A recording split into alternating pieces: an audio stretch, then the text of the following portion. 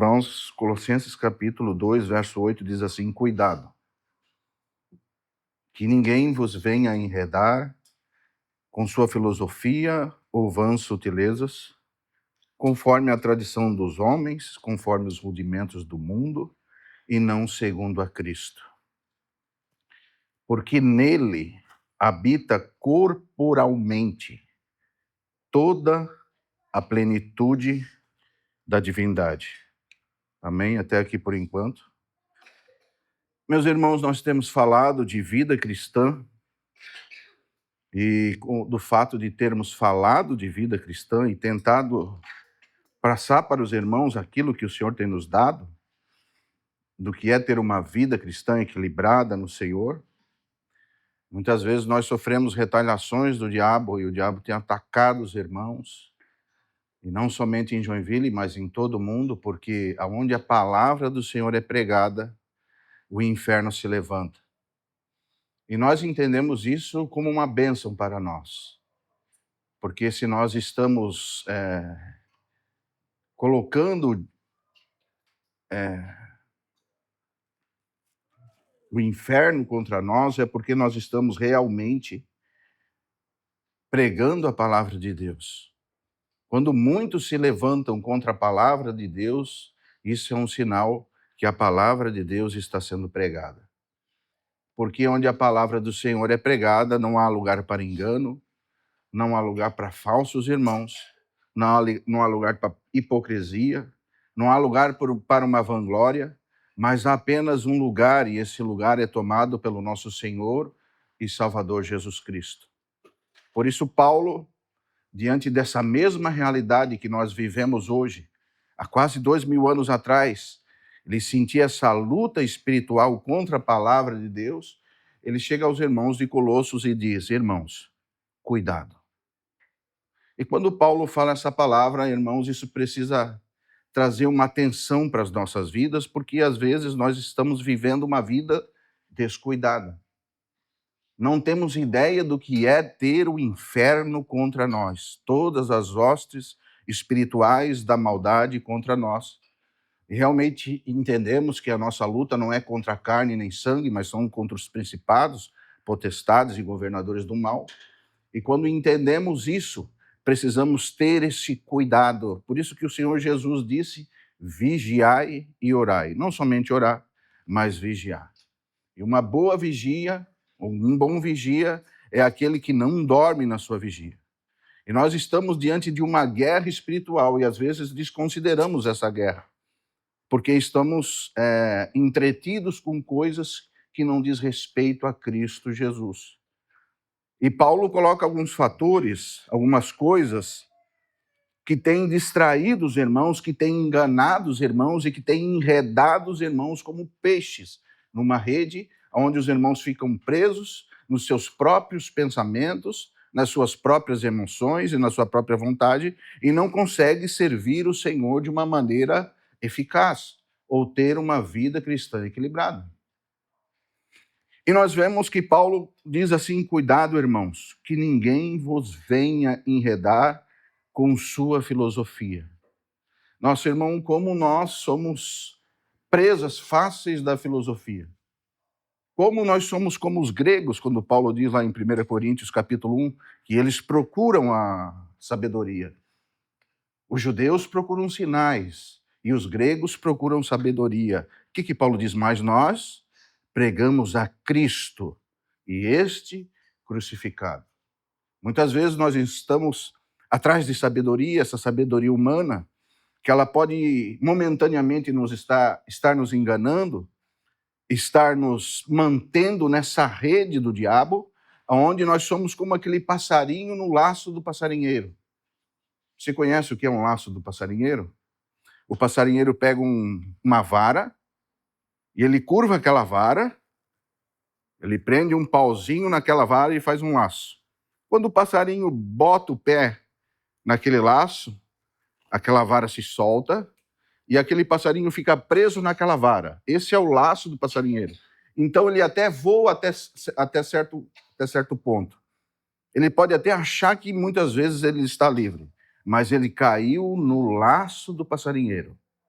Ele está preso em coisas que não diz respeito a Cristo. E a filosofia é algo que hoje ela engana muitos irmãos. Por quê? Porque nós vemos homens e mulheres ainda hoje estudando sobre Deus, querendo se aprofundar em Deus. E eles entram numa escola de Deus e eles fazem teologia, e eles vão cursar os seus doutorados fora do Brasil, fora da sua região, e eles procuram incessantemente conhecimento. E, felizmente, esse conhecimento nós encontramos somente em Cristo. Por isso que Paulo vai dizer assim, porque nele habita toda a plenitude da divindade. Porque muitos procuram sabedoria longe de Cristo. Muitos, eles enfatizam a sua vida e vivem uma vida secular por vãs sutilezas, pensamentos em que nós achamos que estamos vivendo uma vida segundo as coisas do Senhor, mas infelizmente nós estamos segundo as tradições dos homens, segundo os rudimentos da vida e não andamos segundo Cristo. Então nós vemos como a cristandade atual hoje, ela anda numa filosofia humana, em vãs sutilezas, segundo o rudimento do mundo e não segundo a Cristo. As tradições dos homens têm nos feito nos afastar do que é essencial, de Cristo Jesus. Nele habita corporalmente toda a plenitude da divindade. Então, Cristo veio ao mundo para apresentar Deus ao mundo, irmãos, tudo. Porque tudo o que de Deus se pode conhecer está no seu Filho Jesus Cristo. Nele habita corporalmente toda a plenitude da divindade. E isso vem dos tempos eternos, porque nós vemos o poder de Deus na criação de Cristo. Em 1 João, capítulo 1, diz que no princípio era o Verbo, e o Verbo estava com Deus, e o Verbo era Deus. Que todas as coisas foram criadas por quem? Por Ele. E sem Ele, nada do que foi feito se fez.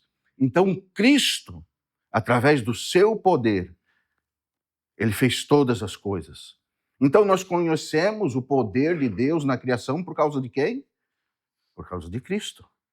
Porque por Ele foram feitas todas as coisas.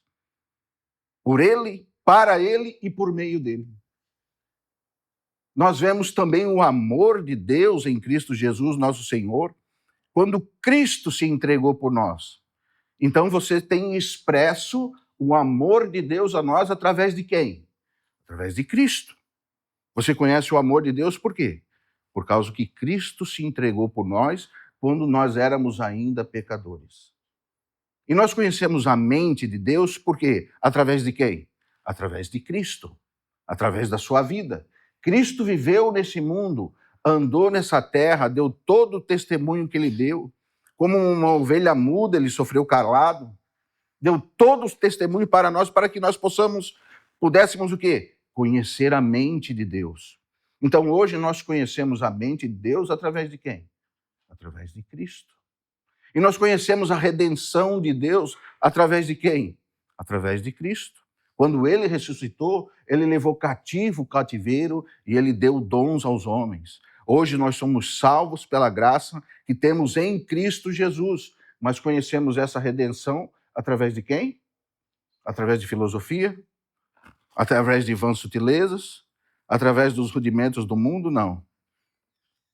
Através de quem? Através de Cristo. Então, se nós quisermos ser sábios diante de Deus, nós vamos procurar quem? Cristo. Porque nele habita corporalmente toda a plenitude da divindade. Em Hebreus capítulo 1, verso 3, o escritor aos Hebreus vai dizer assim: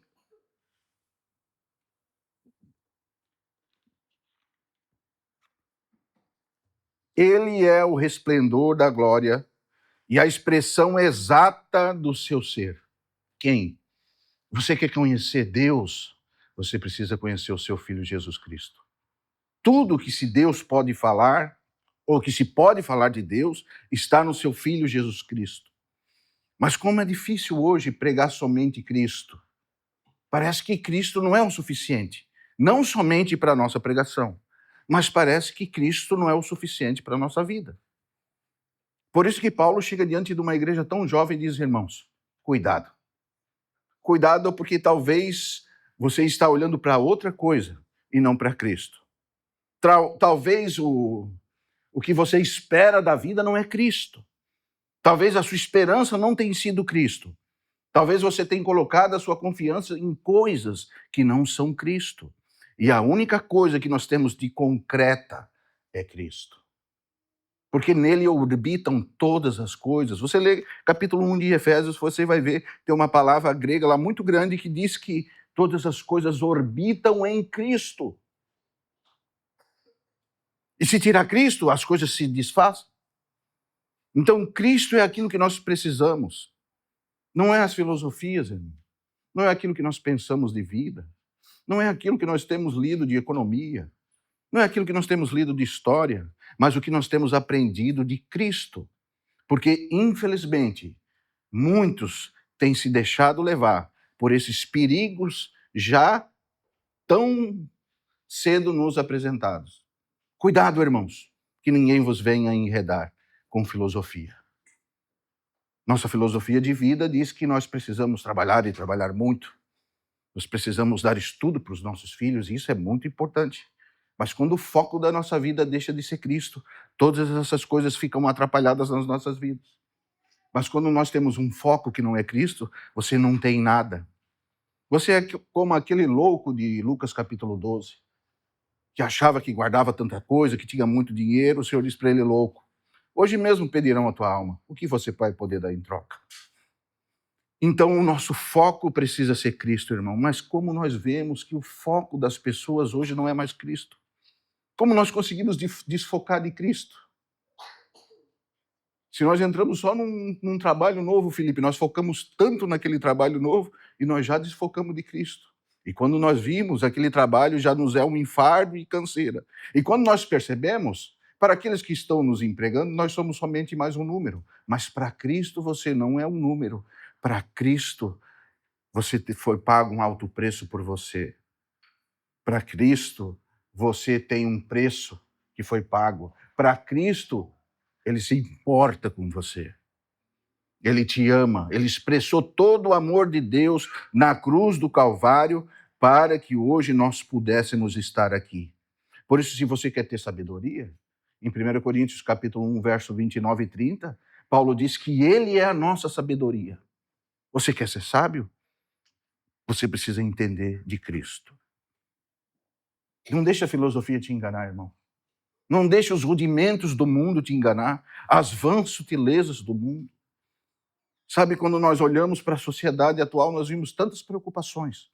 E são preocupações corretas, sinceras, de um pai que não conhece Cristo. Por exemplo, um pai que tem uma filha. As primeiras preocupações dele é dar um bom estudo para a filha. E ele se preocupa e às vezes move toda a sua vida através daquele estudo, daquela vida que vai dar para a filha. Mas ele esquece do que é essencial. E ele esquece, às vezes, de dar Cristo para a filha. Ou coloca essas vãs sutilezas acima de Cristo. Se você tem uma filha, lembre-se que em Tito, capítulo 2, verso 3, você tem diretrizes para ensinar sua filha. Ela precisa ser uma mulher de Deus. Ela precisa aprender a criar seus filhos no caminho do Senhor. E ela precisa amar o seu marido. Isso é uma grande mulher de Deus. Isso é a diretriz que nós temos para as mulheres, para as jovens. Isso é o que nós precisamos ensinar para as nossas filhas. Procurar ensinar para minha filha o que é ser uma serva de Deus. Antes de qualquer coisa. Antes de qualquer faculdade. Antes de qualquer estudo. A sua vida não pode se mover por vãs sutilezas, mas precisa se mover por causa de Cristo. Porque é nele que existe e subsiste toda a plenitude da divindade. Ele é a expressão exata do ser de Deus. Nele foram formadas todas as coisas. Ele é a sabedoria de Deus, Ele é a nossa justificação, Ele é a nossa redenção. Então os nossos filhos precisam aprender que as coisas elas precisam orbitar em Cristo, porque o diabo nos engana. Nós sabemos que as coisas elas orbitam em Cristo, mas nós não queremos ser assim. Nós queremos que as coisas orbitem através de outros pensamentos, outras doutrinas. E estamos, às vezes, ensinando os nossos filhos a correr atrás de coisas que não acrescentam nem um minuto, nem um segundo na nossa vida, mas, pelo contrário, nos afastam da verdade que temos em Cristo Jesus, nosso Senhor. E, às vezes, subjugamos nossos filhos a essas coisas, e não segundo a Cristo. Estamos pregando um outro evangelho, e não o evangelho de Cristo. E Paulo, quando ele chega em Gálatas, capítulo 1, verso 8, ele diz: ainda que desça um anjo do céu e vos pregue um outro evangelho, esse evangelho é maldito, é anátema. Porque o evangelho correto, Cristo, é o centro de todas as coisas. O evangelho correto não é esse Cristo auxiliar de você, irmão. Cristo não é o teu auxiliar. Cristo ele não vai trabalhar para que você tenha uma família feliz. Você precisa entender que isso são as coisas que correm atrás dos santos. Porque as bênçãos, os sinais, correm atrás daqueles que obedecem a Deus. Mas nós queremos correr atrás das acrescentações e esquecemos que Cristo precisa ser o centro da nossa vida, precisa ser o centro da nossa família.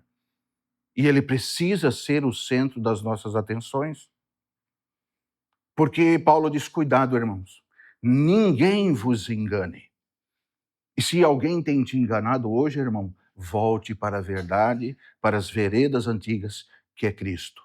Nem com filosofia. E Paulo conhecia bem de filosofia. Paulo tinha propriedade para falar de filosofia. Ele fala em Coríntios capítulo 1, os gregos, eles procuram a sabedoria. Os judeus, eles querem sinais. Como nós vamos saber que esse Cristo é mesmo o Filho de Deus vivo? E Paulo, entre esses, o que ele pregava? Cristo crucificado. O que é Cristo crucificado? É um Cristo doador. É um Cristo que te traz a mente, por isso que ele diz em Coríntios que nós temos a mente de Cristo, que te traz a mente de Deus, que é uma mente doadora, que é uma mente que suporta todas as coisas, que é uma mente que nunca buscou seus próprios interesses, mas que é uma mente segundo a mente de Deus, expressa a exata expressão de Deus para nós. Essa é a mente que nós precisamos. É isso que nós precisamos seguir. Se nós não termos essas diretrizes, irmãos, nós vamos estar pregando um outro evangelho, um outro Cristo, uma nova filosofia de vida, segundo os rudimentos do mundo. E é tão triste, irmãos, nós que conhecemos a verdade, reger a nossa vida e a nossa família segundo os rudimentos do mundo e não segundo a Cristo. E é isso que Paulo está falando nesses versos tão importantes. O Evangelho de João é uma aplicada. O irmão se aplicou tanto para lutar contra essas heresias que tiram a centralidade de Cristo. Um dos irmãos mais velhos, o último sobrevivente dos apóstolos, aplicou toda a sua força, toda a sua diligência nessa aplicada defesa de Cristo. Por isso que o primeiro verso de João é um verso tão grande que nós não conseguimos contemplar. No princípio ele era o verbo, ele era o logos de Deus. Ele era Deus, ele estava no princípio com Deus. Ele fez todas as coisas, irmãos. Quando você olha para a natureza, quando você vai numa cachoeira e vê que coisa mais linda, né? Ou quando você vai por uma praia, ou quando você vê o universo, quando você vê os planetas, as constelações, a palavra diz que os céus declaram a glória de Deus. E o firmamento, o poder das suas mãos. Quando você vê isso, você precisa contemplar Cristo. Cristo foi o autor de tudo isso. Foi feito por Ele, por meio dEle, e para Ele foi feito todas essas coisas. E nós precisamos ter essa ideia, irmão. Porque essa, irmão, é a ideia de Deus para as nossas vidas. Mas o diabo, irmão, ele é muito sorrateiro. Ele sempre quer nos tirar essa diretriz. Por isso que Paulo fala lá em Filipenses, capítulo 1, verso 21, porquanto para mim o viver é Cristo e o morrer é lucro. Porque Paulo entendeu. E alguns irmãos do Antigo Testamento também entenderam quem era Cristo. Ainda de uma maneira meio ofuscada, mas em Gênesis capítulo 18, quando aquele senhor aparece a Abraão, Abraão adora, Abraão entende que era uma aparição messiânica do nosso Cristo no Antigo Testamento. Moisés, quando viu aquela sarça que ardia e não se consumia, ele teve a ideia, ele conseguiu enxergar o que precisa ser a centralidade da vida dele. Então você vê tanto Abraão quanto Moisés, que eram pessoas consideradas nas suas épocas. Moisés foi instruído em toda a ciência egípcia. Mas quando ele viu aquele sinal daquela sarça que ardia e não se consumia, o que ele fez? Aquilo ali foi a prioridade para a vida dele. Ele esqueceu tudo aquilo que ele aprendeu no Egito. Assim como Paulo diz, considerei tudo isso como excremento para ganhar a sublimidade de Cristo. Então Moisés agora muda sua vida, e a sua vida agora está dentro do propósito de Deus. Quando você vê Jacó luta com o anjo, e ele diz, você precisa me abençoar, ele entendeu que precisava ser abençoado pelo anjo.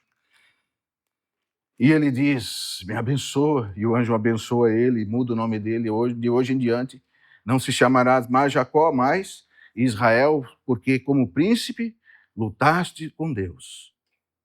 Com quem Jacó lutou? Com Deus. Que Deus era esse? Se em João capítulo 1, verso 18, diz que ninguém viu a Deus. Que Deus era esse? Era o nosso Senhor e Salvador Jesus Cristo. São coisas que nós precisamos trazer para a nossa mente, esses testemunhos desses irmãos do passado. Por quê? Porque esses testemunhos desses irmãos mudaram, ou mudou a vida deles. Abraão mudou totalmente sua vida. Ele teve um contato, ele tinha contato com Deus. Jacó, ele lutou com o Senhor. O Senhor mudou a vida dele de enganador, de suplantador, para Israel. O Senhor deu um novo nome para ele. Moisés, Êxodo capítulo 3, quando ele viu aquela sarça, ele já quis se aproximar. O Senhor disse, olha, Moisés, tira as sandálias dos teus pés, porque o lugar que você pisa é santo, e esse lugar não tem lugar para filosofias humanas, não tem lugar para vãs sutilezas, não tem lugar para os rudimentos do mundo, mas só tem lugar para aquele que tem uma entrega total da sua vida. E esses homens nos mostraram o quanto nós precisamos ter Cristo como pedra angular da nossa vida, da nossa existência, da nossa passagem temporária por aqui. E nós vemos Paulo como mudou a sua vida quando teve um encontro com Cristo. De um grande perseguidor da igreja, agora ele se torna um perseguido. Veja que interessante, irmão. Quando nós temos essa revelação, ela muda totalmente o nosso consciente. Mas quando nós não temos revelação, nós somos presas. Nós nos deixamos enredar por filosofias, por vãs sutilezas, pelas tradições dos homens e pelos rudimentos do mundo. Como nós temos vivido, irmão, segundo os rudimentos do mundo. Como nós temos implantado no coração dos nossos filhos os rudimentos do mundo.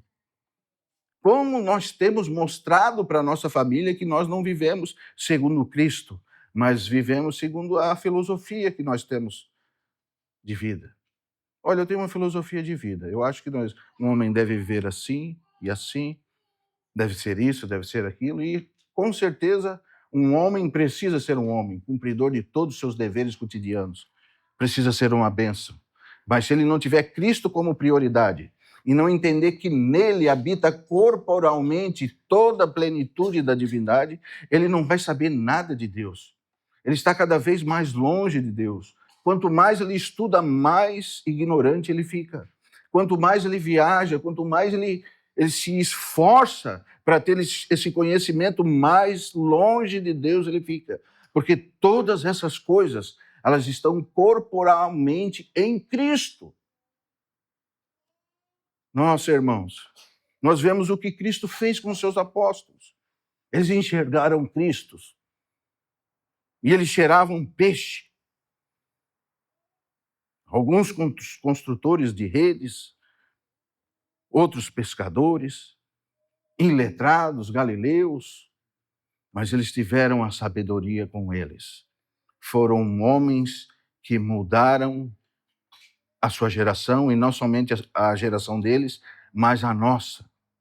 Quantas e quantas gerações estão sendo abençoadas por causa que esses homens entenderam e compreenderam que em Cristo habita corporalmente toda a plenitude da divindade. Você quer se aproximar de Deus? Se aproxime de Cristo. Você quer ter sabedoria? Se aproxime de Cristo. Você quer ser um irmão amoroso? Se aproxime de Cristo. Você quer ter uma sabedoria secular que te abençoe no teu serviço, nas coisas que você faz? Se aproxime de Cristo. Cristo, ele nos deu testemunho de tudo. Você quer ter uma mente, ser um irmão espiritual? Se aproxime de Cristo. Porque um irmão espiritual ninguém engana. Porque o irmão espiritual, ele tem a sabedoria de Deus junto com ele. E às vezes nós pensamos que estamos enganando os irmãos. Mas, irmãos, quando somos espirituais, ninguém pode enganar um irmão espiritual. Amém? Veja, 1 Coríntios capítulo 1, verso 22, Paulo diz assim: porque os judeus, eles querem sinais. Quantos e quantos irmãos hoje se reúnem atrás de sinais, irmãos? Isso virou uma utopia. Os irmãos se reúnem para ser curado, para ver alguém adivinhar teu CPF, teu nome, para ver alguém falando uma bobagem para você. Quantos e quantos irmãos estão se reunindo hoje atrás de sinais? Eu vou lá porque lá parece que tem um homem que tem o dom de cura. Eu vou lá porque aquele irmão tem revelação, estou precisando de uma revelação. Irmão, o que você precisa essencialmente não é de cura e não é de revelação, é de Cristo. Quantos e quantos estão procurando sabedoria? Veja, porque os judeus querem sinais e os gregos buscam sabedoria. Qual era a pregação de Paulo entre esses irmãos? Mas nós pregamos somente uma pregação: Cristo crucificado. Escândalo para os judeus e loucura para os gentios. Nossa, irmãos, você pregar Cristo hoje e este crucificado para estes que procuram sinais é um escândalo. Você falar para um irmão que às vezes ele vai sofrer por causa de Cristo, ele vai dizer: não, o Senhor veio para me abençoar, para eu ter prosperidade, e entra na doutrina da prosperidade, e cai nesses erros teológicos, e vão buscando essas coisas, e quanto mais buscam essas coisas, mais longe eles estão de Cristo, a um ponto de, às vezes, ficarem reunidos 2, 3, 4 horas, e não falarem 1 minuto sequer de Cristo. Veja que tristeza, irmão. Veja que situação. E quando você tem a palavra de Deus, para muitos é um escândalo. Sabe, irmãos, quando alguns irmãos se escandalizam com a palavra de Deus, nós já sabíamos disso. Ela vai ser escândalo mesmo. Vai ser uma loucura. Para os gregos, para os judeus que querem sinais, vai ser escândalo. Para os gregos que querem sabedoria, vai ser loucura. Mas para nós, é o poder de Deus. Veja o verso 24. Mas para os que foram chamados, tanto judeus como gregos, pregamos a Cristo, o poder de Deus e a sabedoria de Deus. O que Cristo é? Cristo é o poder de Deus. Você quer conhecer o poder de Deus? Você precisa conhecer Cristo. Porque não há poder maior de um justo dar a sua vida por pecadores. Você quer conhecer a sabedoria de Deus? Você precisa conhecer a Cristo. Por isso que você conhece o poder de Deus na criação através de Cristo. Você conhece a mente de Deus através da encarnação de Cristo. Você conhece o amor de Deus através do sacrifício de Cristo. E você conhece a redenção de Deus através da ressurreição de Cristo. Você conhece tudo em Cristo, nessa pessoa. Porque ninguém jamais viu a Deus. Como está lá em João capítulo 1, verso 18. Ninguém jamais viu a Deus. O Deus unigênito que está no seio do Pai, a quem o revelou. E se nós não termos essa conduta espiritual, irmãos, nós vamos cair nesses erros grotescos. E não vamos conseguir, irmãos, viver uma vida equilibrada diante do Senhor.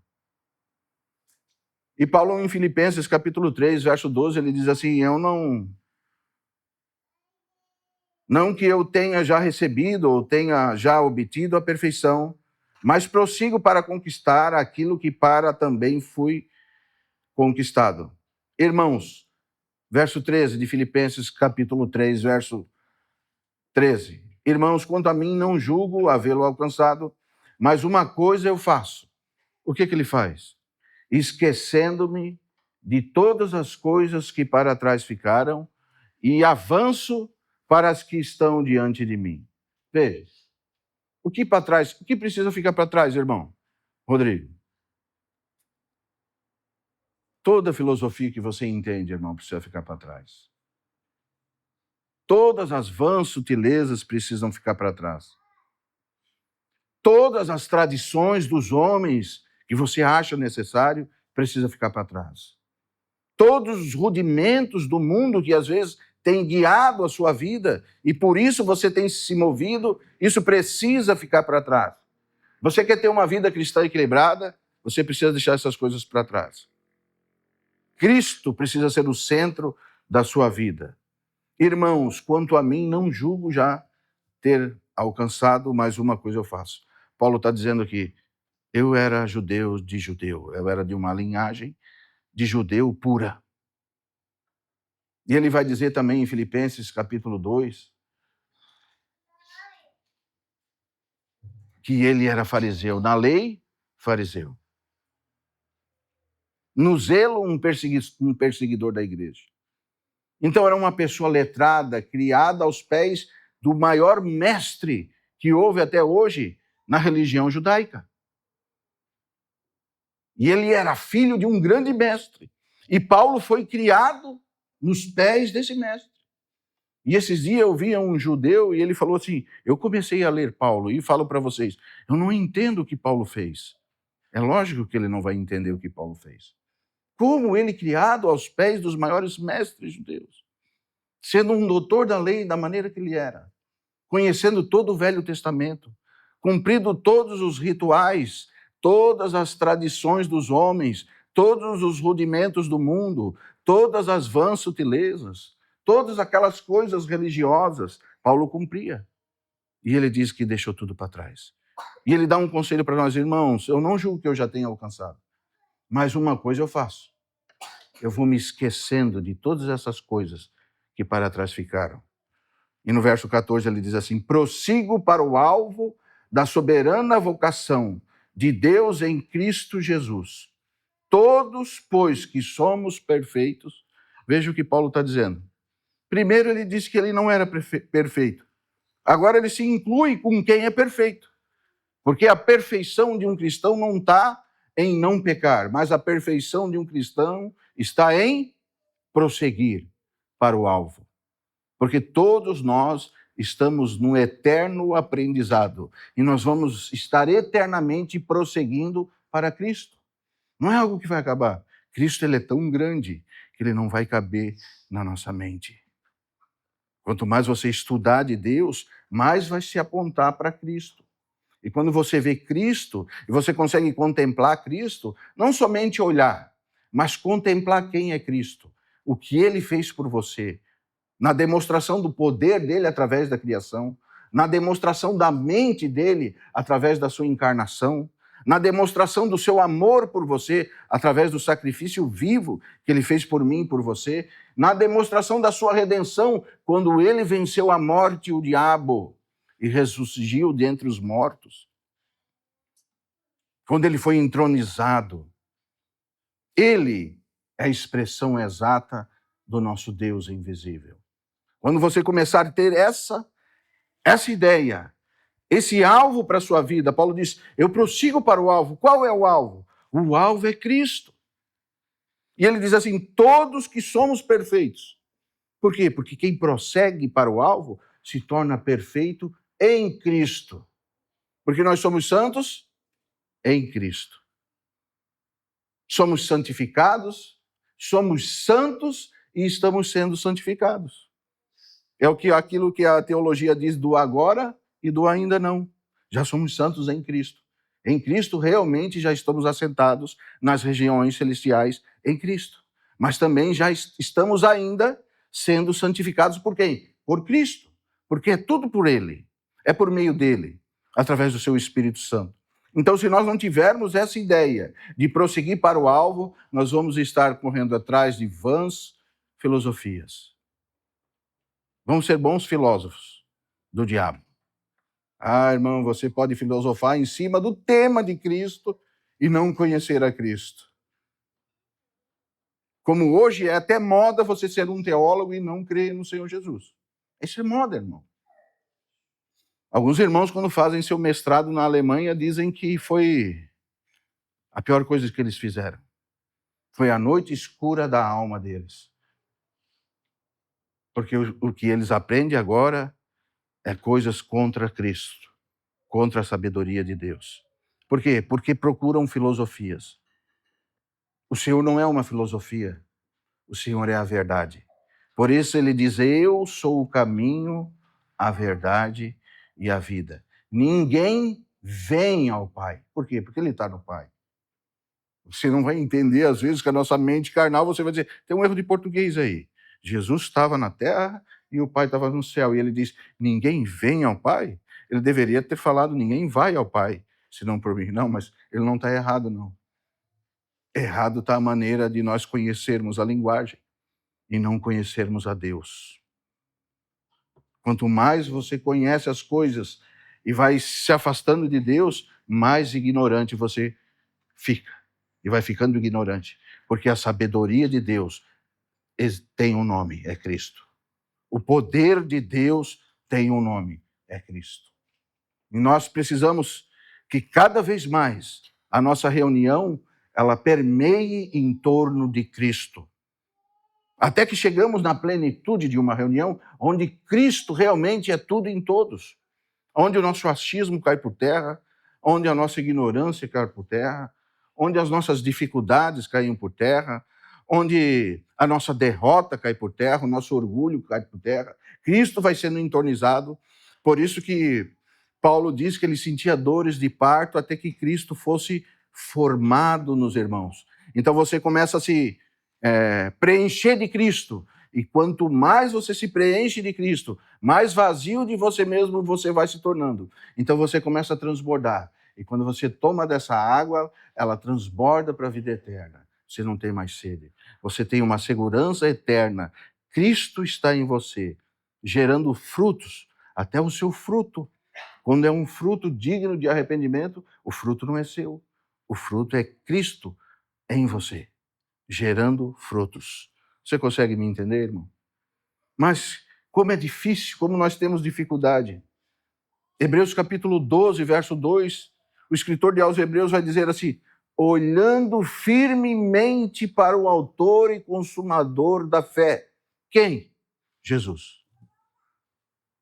Mas, irmãos, como nós somos rápidos em tirar esse foco de Cristo e focar nas coisas que achamos que é.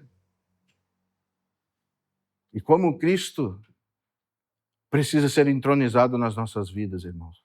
Porque quando as coisas das nossas vidas vão dando certo, Deus começa a ser entronizado na nossa vida. Nós começamos a ser preenchidos por Cristo. Cristo vai começando a tomar a nossa mente, a nossa emoção e a nossa vontade. Então, nós sempre temos um conselho bom, nunca um conselho para a morte. Porque quando você aconselhar alguém, você tem amor pelaquela pessoa. Você me entende? Porque se Cristo está em você, Cristo está sendo expressado em você através do amor. Então, quando você aconselha com amor, nunca para a morte. Você tem cuidado como você aconselha um irmão. Porque Cristo precisa estar aconselhando através da sua vida. Por isso, irmãos, como nós temos que ter a hombridade e a capacidade e a profundidade de, às vezes, falar assim, irmão, nesse assunto eu não tenho nada para falar. Nós precisamos orar para que Cristo possa nos dar uma luz, para que Cristo possa nos dar uma direção. Porque nesse assunto eu não tenho nada para falar. Olha, irmão, um irmão para se levantar e dizer que não tem nada para falar, ele precisa ser um irmão muito espiritual. Nós achamos às vezes que, ao contrário, não, o irmão está vazio, por isso não fala. Olha, irmão, certa vez um irmão Delcio esteve aqui entre nós e depois ele foi a São José. E na quarta-feira ou na quinta-feira ele me ligou. Ele falou assim, irmão, na quarta-feira, na mensagem, mais ou menos lá quando estava em 1 hora da mensagem lá, eu falei uma coisa.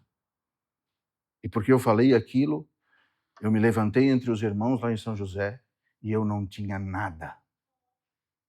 Os irmãos me chamaram, eu levantei, olhei para os irmãos e falei, irmãos, eu não tenho nada para falar para vocês. Me perdoem. E sentou. Para nós termos essa ousadia, essa capacidade de ficar em silêncio, nós precisamos ter Cristo como essa pedra angular da nossa vida. Nós precisamos ter Cristo como esse refúgio secreto. Nós precisamos ter Cristo, a mente de Cristo. Nós precisamos ver o poder de Deus através da vida de Cristo. Então, vendo Cristo, nós vamos olhar para as situações e às vezes vamos entender que nessa situação nós não temos palavra nenhuma de Cristo. Eu estou dizendo com isso que nós não agora estou embasando os irmãos a ficar quieto, não, irmão. Não é isso.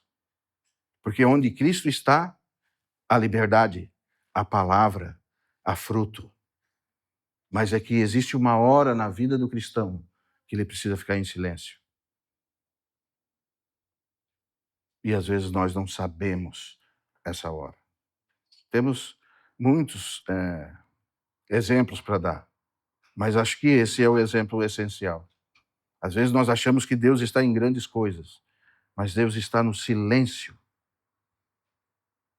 Deus está falando com você. Quando Deus silencia, irmão, Ele está te chamando a atenção. Às vezes eu me encontro com irmãos e dizem, eu não sinto mais Deus. Parece que eu estou vazio. Geralmente os irmãos têm essa dificuldade.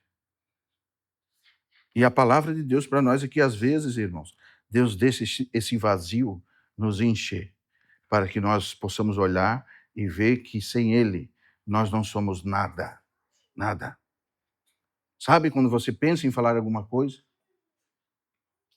Ele mesmo disse que quando fosse para nós falar, Ele, o Espírito Santo dele, ia lembrar as coisas para nós.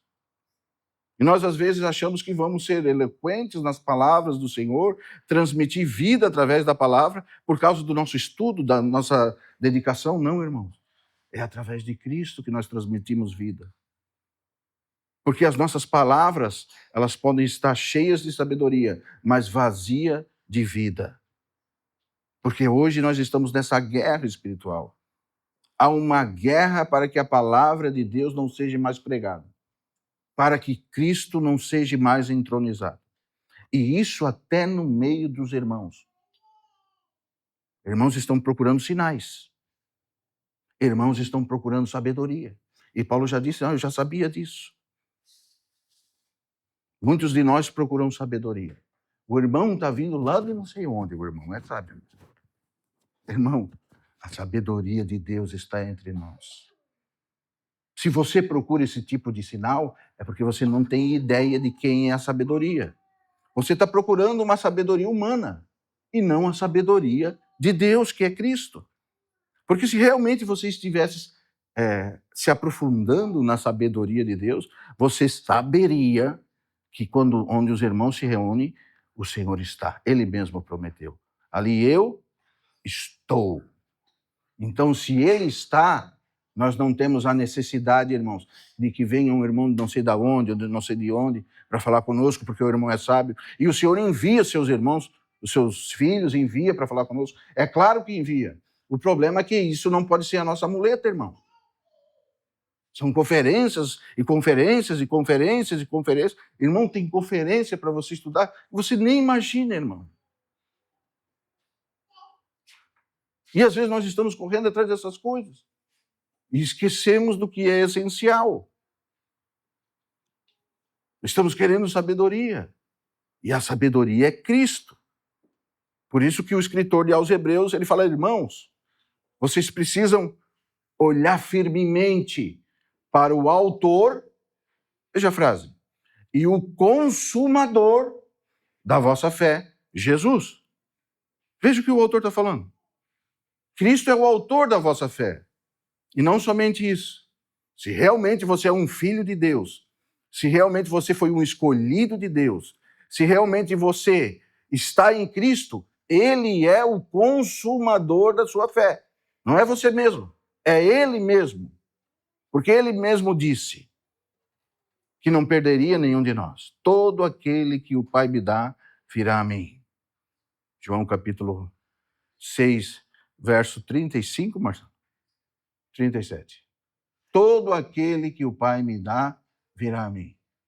E o que vem a mim, de maneira nenhuma lançarei fora. Você consegue entender isso, Patrick? É difícil, né? Porque nós não conseguimos entender a sabedoria de Deus. Porque é Deus. Você não vai entender.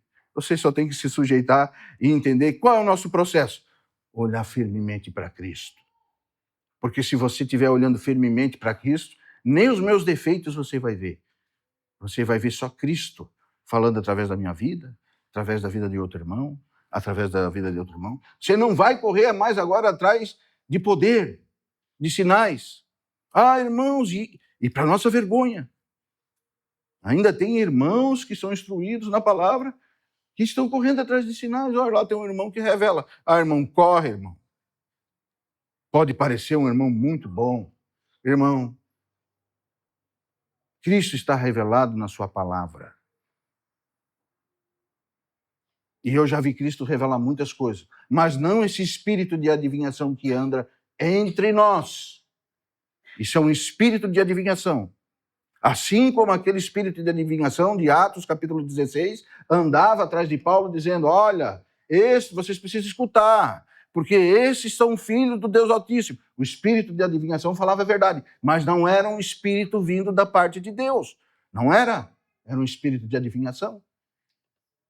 E sabe por que onde tem isso, enche? Porque o povo, ele esquece das coisas essenciais e corre para vãs filosofias, para vãs sutilezas, os rudimentos do mundo, e eles esquecem de Cristo. Mas o autor aos Hebreus diz assim, olhando firmemente para o autor e consumador da vossa fé. E veja o verso 3, ele diz assim, considerai, pois, atentamente, veja, é muita atenção que nós precisamos colocar, aquele que suportou tamanha oposição dos pecadores contra si mesmo, para que não vos fadigueis desmaiando nas vossas almas. É como aquele irmão, quando se preocupa com essas coisas, ele fica como aquela pessoa desmaiada. Ele perde as suas faculdades mentais. Você já viu uma pessoa desmaiada? Se ela desmaiou aqui, você leva ela para onde você quiser. Só quando ela acordar, ela vai ter ideia de onde ela está. Ela nem sabe o que está acontecendo com ela.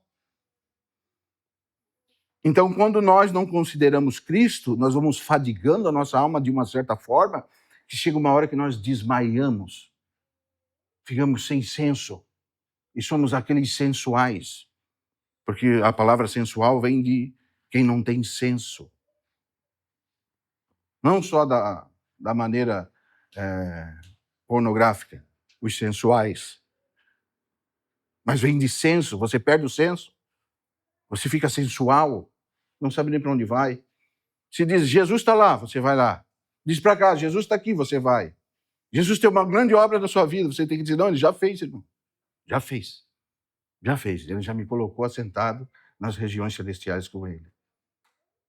Ele já me deu todas as coisas que diz respeitam à vida eterna. Ele deu ele mesmo para nós, então ele já fez. Todas as coisas já foram feitas por nós. Nós temos tudo nele. Não corra atrás dessas coisas. Não corra atrás de sinais. Os judeus fazem isso até hoje. Não corra atrás dessa sabedoria. Olhe firmemente para Cristo, o autor e consumador da sua fé. Ele precisa ser considerado. Considerai atentamente aquele que suportou tamanha oposição dos pecadores. Quem são os pecadores? Somos nós. Contra si mesmo. Por quê? Porque nós pecamos contra Deus e Ele é Deus. Ele é a expressão exata do ser de Deus. Como nós lemos lá em Colossenses capítulo 2. Nele habita corporalmente toda a plenitude da divindade. É nele, irmão. É nele que nós temos a vida eterna. É nele que ele é a nossa paz. Ele é o nosso descanso. Ele é o nosso refúgio e a nossa fortaleza. É para ele que nós devemos correr. Não temos que ser como esses que andam atrás de sinais, esses que andam atrás de sabedoria. Nós precisamos pregar Cristo crucificado, que é escândalo para aqueles que estão atrás de sinais. Porque você pregar a cruz para quem está atrás de sinal é um escândalo. É um escândalo. É uma loucura para os eruditos desse mundo. Mas para Deus é o poder de Deus e a sabedoria de Deus. Amém? Que o Senhor nos guarde, irmãos. Vamos nos colocar de pé.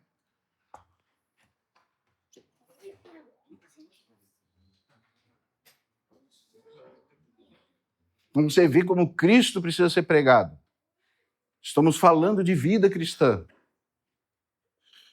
Mas como que nós vamos falar de vida cristã se você está atrás de poder e não conhece que Cristo é o todo-poderoso Deus e a vida eterna? João falou isso. Ele é a vida. Por isso que você não pode perder a vida. Porque a vida é uma pessoa. A vida eterna é uma pessoa. A vida eterna é Cristo. Ele tem o poder de nos salvar. E é nele que nós somos santificados. É nele que nós somos redimidos. É ele que vai nos vencendo dia após dia. É nele que nós precisamos estar. É ele que nós precisamos procurar. Amém? Que o Senhor nos guarde, irmão, de não entrar num ativismo religioso procurando sabedoria. Que Deus nos guarde de não entrarmos num ativismo religioso. Sabe por quê? Porque o ativismo religioso nós encontramos sabedoria em quem? Nos irmãos mais longe. E às vezes desconsideramos aqueles irmãos que o Senhor tem nos dado. Para você ver como é algo desequilibrado, discrepante. O Senhor está aqui, o Senhor está em todos os lugares. Mas nós queremos procurar sabedoria. Ah, irmãos, os gregos procuraram. Ah, os judeus procuraram sinais. Eles sabiam tudo de Deus, mas o Deus encarnado em Jesus Cristo, seu Filho, estava diante deles e eles não conheceram a Deus. Qual é o sinal que eles procuraram? Eles estudavam tanto, mas eles não reconheceram o autor da vida. E foram além. Eles crucificaram o Senhor. Que o Senhor nos dê graça, irmão. Que as nossas palavras possam ter vida de Deus, que é o próprio Senhor Jesus Cristo. Amém, Pai? Nós te agradecemos, Senhor, porque o Senhor abriu essa porta, onde a tua palavra é pregada, Senhor.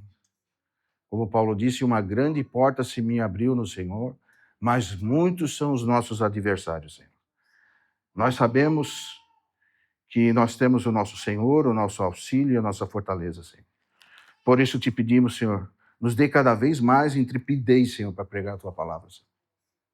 Não nos dê um espírito covarde, Senhor, mas nos dê um espírito de domínio próprio, Senhor, corajoso, para poder enfrentar, Senhor, as amarras do diabo, Senhor. Para que possamos pregar a tua palavra com mais diligência ainda, Senhor. Para que o Senhor possa ser entronizado no nosso meio. E todo espírito de discórdia, todo espírito faccioso, todo espírito que se levanta contra Cristo, que caia por terra em nome do Senhor Jesus, para que o Senhor seja glorificado no nosso meio, Senhor. Porque nós sabemos que a nossa luta não é contra carne nem sangue, mas é contra principados e potestades e governadores do mal. E nós sabemos que o Senhor é fiel e verdadeiro para cuidar do teu povo. Por isso, Senhor, nos transforma de fé em fé, de glória em glória, até que Cristo seja formado em cada um de nós. Nós te agradecemos pela tua palavra, Senhor, e pela vida dos irmãos que o Senhor tem trazido até aqui, e o Senhor tem desenvolvido a tua palavra no nosso meio, Senhor. Nós sabemos que é somente pela tua graça e pela tua misericórdia, Senhor. Por isso te pedimos que o Senhor fortaleça o homem interior de cada irmão e de cada irmã. Que o Senhor fortaleça o espírito dos irmãos para passar pelas provas, pelas astutas ciladas e pelos dardos inflamados do maligno, Senhor.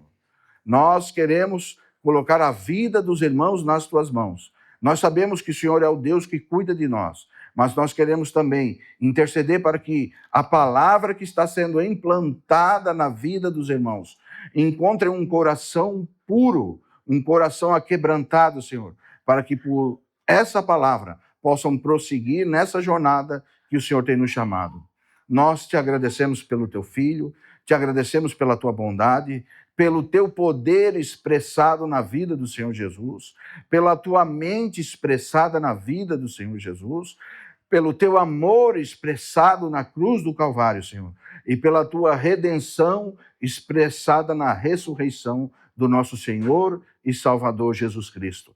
Nos ajuda a prosseguir, Senhor, esquecendo todas as coisas que para trás ficaram, seja filosofias, seja avanços, tilezas, seja os rudimentos do mundo, Senhor, seja qualquer coisa, Senhor, que tem tomado o lugar de Cristo, mas que Cristo seja entronizado na nossa vida, Senhor, para que possamos estar olhando firmemente para o autor e consumador da nossa fé, Jesus, Senhor, para que não possamos estar desmaiando na nossa fé e na nossa alma, Senhor, na ignorância que esse mundo produz, Senhor. Ajuda cada irmão, cada pai, Senhor, em cada debilidade, Senhor, cada filho, Senhor, que nós possamos ser uma expressão do Senhor nessa cidade, Senhor, um testemunho fiel e verdadeiro. Nos mantém na tua palavra, Senhor.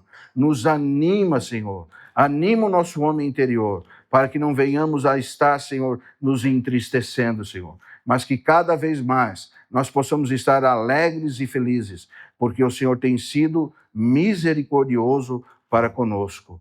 E sabendo que o Senhor já nos deu todas as coisas que diz respeito à vida e à piedade, que nós já somos abençoados com todas as sortes de bênçãos espirituais nas regiões celestiais em Cristo, que hoje não somos mais forasteiros nem peregrinos, mas somos a tua família, Senhor, somos concidadãos dos céus e que já estamos assentados nas regiões celestiais com Cristo, que nada, nem ninguém, nem o passado, nem o presente, nem o porvir, pode nos separar do amor de Deus em Cristo Jesus, nosso Senhor.